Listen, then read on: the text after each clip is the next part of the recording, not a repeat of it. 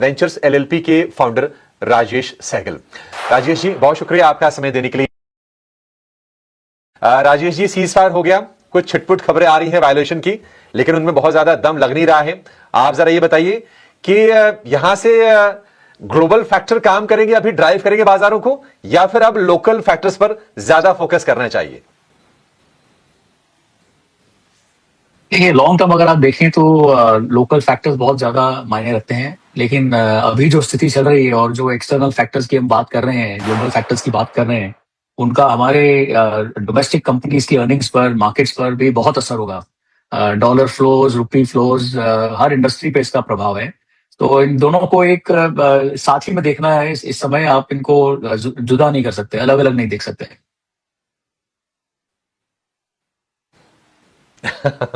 राजेश जी, ये बताइए कि कल हमने देखा कि बाजार में इतनी बड़ी बाइंग आई, और बाजार में बाइंग आई है, रुपया लोअर लेवल से स्ट्रेंथन कर रहा है, 93 रुपए प्रति डॉलर के नीचे के भाव आ गए हैं, लेकिन एफआईज ने कल बाइंग नहीं की।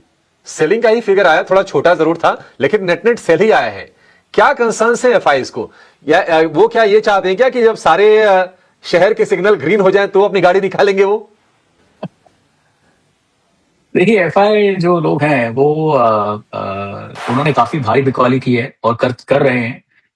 उनका जो ओवरऑल एग्रीगेट अगर नंबर देखें आप, तो परसेंटेज होल्डिंग इंडियन मार्केट में उनका एक 10-15 साल के लो पे चल रहा है।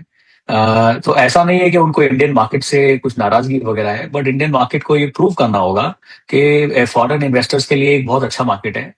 उसके लिए जो ग्लोबल टेंशन और हाई वैल्यूएशंस की वजह से ये बाहर जा रहे हैं। ग्लोबल टेंशन तो हमारे हाथ में नहीं है, बट अगर हमारी कंपनीज की अर्निंग ग्रोथ, जो कि अभी जैसे कि आपने कहा आज शाम से शुरू हो जाएंगे रिजल्ट्स आना, आई थिंक इस क्वार्टर के रिजल्ट और इससे ज्यादा महत्वपूर्ण अगले क्वार्टर के रिजल्ट्स वगैरह जो देखेंगे, अगर इसमें एक संभाल आया कि अर्निंग्स हमारी थोड़ी स्टेबल हो गई हैं, तो डोमेस्टिक बाइंग के एडिशन में फॉरेन बाइंग काफी हो सकती है।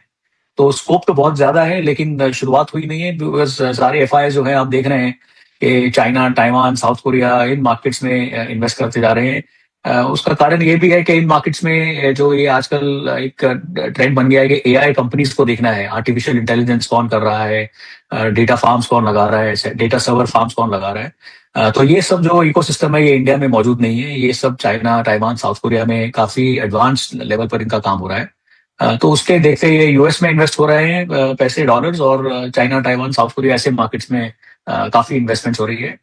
दूसरा कारण ये भी है कि जो मार्केट्स है चाइना वगैरह के, ये काफी सस्ते भी हैं। अगर आप इंडियन मार्केट से, भारतीय मार्केट से कंपेयर करें, तो उनकी वैल्यूएशंस काफी अट्रैक्टिव हैं, काफी सस्ती हैं। और पैसा तो वहीं घूमेगा जहां उनको सस्ता और मार्केट दिखेगा और अच्छे अर्निंग्स, स्ट्रॉन्ग अर्निंग्स दिखेंगे। तो एफआई जो कर रहे हैं वो अपने हिसाब से ठीक ही कर रहे हैं। राजेश जी, वैल्यूएशंस तो हमारे यहाँ भी सस्ते हो गए, हिस्टोरिकल एवरेजेस से देखेंगे तो 18-19 के आसपास का पी हो गया। अब क्या चाहिए एफआईज को? आप जरा अपना मत बताइए सर कि बाजार में इतनी बड़ी गिरावट जो आई है और उसके बाद ये सीज फायर, तो बाजार को लेकर आप न्यूट्रल हैं? गिरावट के बाद मौके देखकर आप बुलिश हैं, या फिर अभी भी आप कॉशियस रहने की ही सलाह देंगे और बिल्कुल stock specific, sector specific approach रख के बाजार में आगे बढ़ना चाहिए? नहीं, ये बहुत ही अच्छा प्रश्न पूछा आपने। आई थिंक बेरिश तो इस मार्केट में ज्यादा होने का कोई मतलब दिख नहीं रहा है, बट बुलिश भी नहीं हो सकते, क्योंकि जो ये वॉलेटिलिटी है मार्केट में, जैसे कि हमने देखा कल इतना मार्केट ऊपर चढ़ा है, आज फिर से थोड़ा करेक्शन है। तो वॉलेटिलिटी जो है दिन ब दिन और महीनों में हम देखेंगे तो वॉलेटिलिटी लेवल्स बहुत ज्यादा है।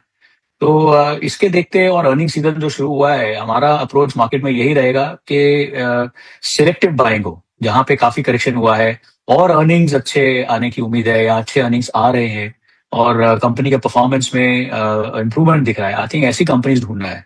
तो सेक्टर वाइज भी अगर आप देखें तो 2-3 सेक्टर है जो हम काफी समय से हमारा ध्यान लगा हुआ है, जैसे कि फार्मास्यूटिकल्स है, यूटिलिटीज है, बैंकिंग है। आई थिंक एक थीम अगर आप मुझे पूछें कि कहाँ इन्वेस्ट करना चाहिए, कैसे सोचना चाहिए, तो उसका बहुत ही साधारण एक तरीका ये होगा कि आत्मनिर्भरता को आप फॉलो करिए। जहां जहां पर हमें लग रहा है कि ये कंपनीज इंडिया को सेल्फ सफिशिएंट बना सकती हैं, आत्मनिर्भर बना सकती हैं, आई थिंक उन कंपनीज में काफी बिजनेस आएगा। और जैसे बिजनेस आएगा और वो बिजनेस एग्जीक्यूट होगा, ऑर्डर्स आएंगे वगैरह, तो वैल्यूएशन जो हम आज देख रहे हैं वो यहाँ से काफी सस्ते हो सकते हैं। और ये आत्मनिर्भरता इसलिए नहीं है कि पॉलिटिकल प्लान है, आई थिंक ये इसलिए है कि भारत को आज के ग्लोबल सिचुएशन को देखते हुए भारत को इसकी बहुत जरूरत है कि हम काफी सेक्टर्स में आत्मनिर्भर बने। क्योंकि ग्लोबल रिलायंस अगर आप रखेंगे तो वॉलेटिलिटी जो मार्केट में दिख रही है उसको हम दूर नहीं कर पाएंगे। ठीक है। राजेश जी, आईटी को लेकर आपका क्या व्यू है? और आईटी के साथ साथ जी मैं ना ये जो डेटा सेंटर वाला बिजनेस इसको भी कंबाइन कर रहा हूं।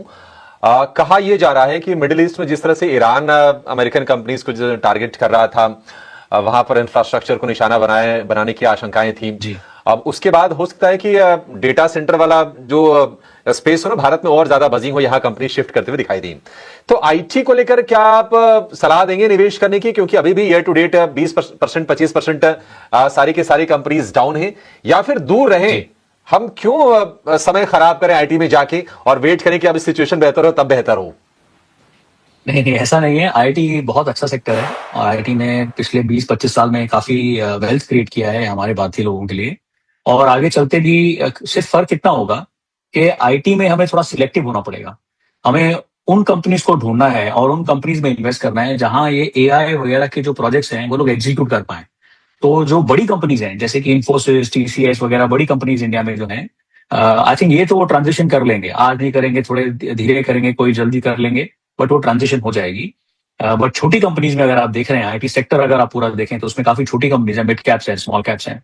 आई थिंक इनमें जो एआई की जो टेक्नोलॉजी आई है, ये जो दौर आया है एआई का, इसमें कुछ कंपनीज आगे निकल लेंगी और कुछ कंपनीज पीछे रह जाएंगी। और इनमें जो जो सिलेक्शन प्रोसेस है वो बहुत बहुत इंपॉर्टेंट हो जाएगा। तो आईटी एज अ सेक्टर अगर आप कहें तो आईटी सेक्टर में हमारा ये मानना है कि थोड़ा आपको सिलेक्टिव होना चाहिए। और जैसे कि आपने डेटा सेंटर्स की बात की, ये कोई भी नहीं चाहता कि उनका डेटा सेंटर ऐसे ज्योग्राफी में रहे जहाँ वॉर हो या अर्थक्वेक्स हो या कोई भी डिस्ट्रप्शन आए। तो एक तो इंडिया में, भारत में हमने एक रूल बनाया था कि हमारा डेटा इंडिया में ही रहना चाहिए, तो उसके लिए डेटा सेंटर तो यहाँ बनाने ही होंगे आपको। जैसे अभी देखना है कि आपने देखा है, डेटा ये बता रहा है कि ग्लोबली सबसे ज्यादा डेटा इंडिया में ही जनरेट हो रहा है। और ये डेटा को इंडिया में ही आपको रखना है, तो डेटा सेंटर की बिजनेस तो लोग एग्जीक्यूट कर ही रहे हैं, बना ही रहे हैं data centres. But I think ये ग्लोबल अनसर्टेनिटी जो हुई है मिडिल ईस्ट में, जहाँ पे काफी क्योंकि एनर्जी की प्राइस काफी कम है और डेटा सेंटर बहुत एनर्जी इंटेंसिव सेक्टर है, क्योंकि वहाँ एनर्जी प्राइसेस कम है, वहाँ काफी डेटा सेंटर की बिजनेसेस है।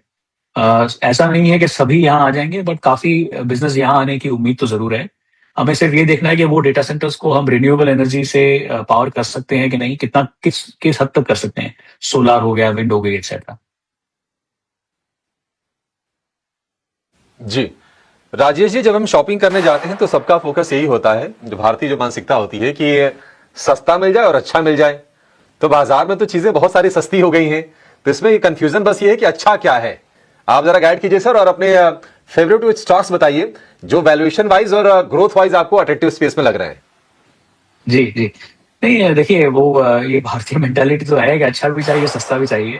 तो अगर हम मार्केट में देखें तो मार्केट अपने हाई से तो काफी सस्ता हुआ है, लेकिन एक एब्सोल्यूट बेसिस पे एज एन एग्रीगेट सस्ता नहीं है, बट अट्रैक्टिव जरूर हुआ है। तो अगर हमारा ये मानना है कि जो कंपनीज है जहाँ पे अर्निंग्स ग्रोथ आएगी, आई थिंक वहां पे वैल्यूएशन भी बढ़ेगी, तो आपको एक डबल बेनिफिट मिलेगा। तो हमारा जो रिसर्च का फोकस है वो यही है कि उस कंपनीज को ढूंढा जाए जहां पे ऐसा लग रहा है कि अर्निंग्स ग्रोथ आएंगी, बिकॉज अर्निंग्स ग्रोथ अगर आएंगी तो वैल्यूएशन भी बढ़ेंगी। स्टॉक स्पेसिफिक तो कुछ मैं बात नहीं कर सकता हूँ, लेकिन सेक्टर वाइज अगर आप देखें तो जैसे कि मैंने फार्मास्यूटिकल कहा, यूटिलिटीज कहा, बैंकिंग कहा, आईटी में हमारी चर्चा हुई।